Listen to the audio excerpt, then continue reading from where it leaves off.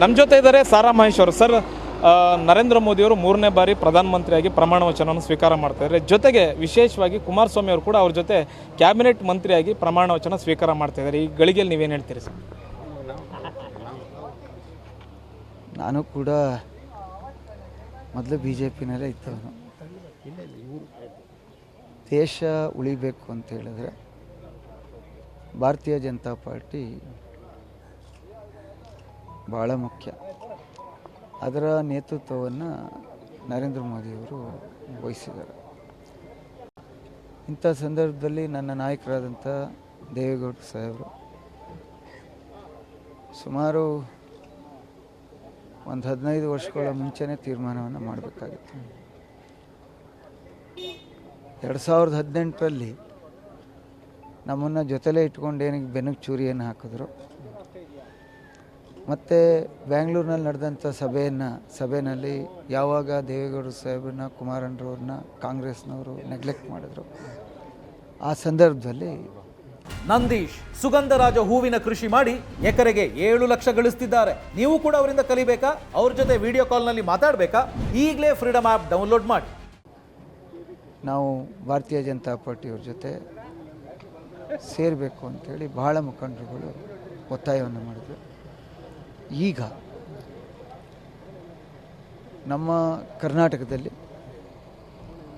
ಕುಮಾರಣ್ಣರವರ, ಯಡಿಯೂರಪ್ಪನವರ ನೇತೃತ್ವ ಬಹಳ ಮುಖ್ಯ.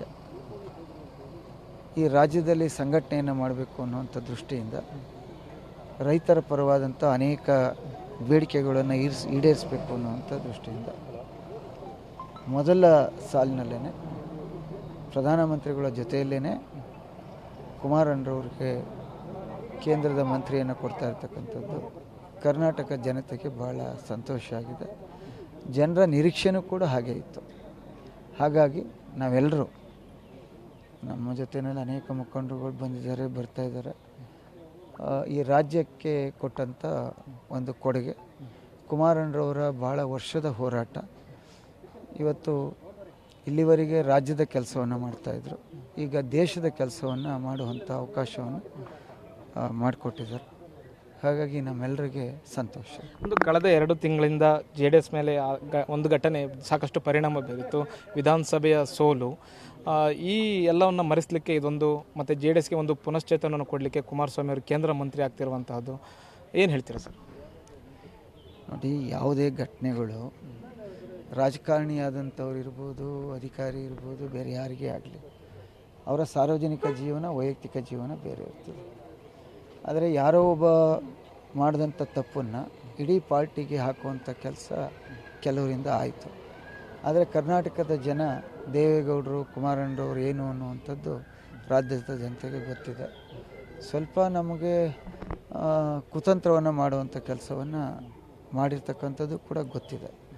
ಹಾಗಾಗಿ ಈಗ ಹಳೆ ಮೈಸೂರು ಭಾಗದಲ್ಲಿ ಅತಿ ಹೆಚ್ಚು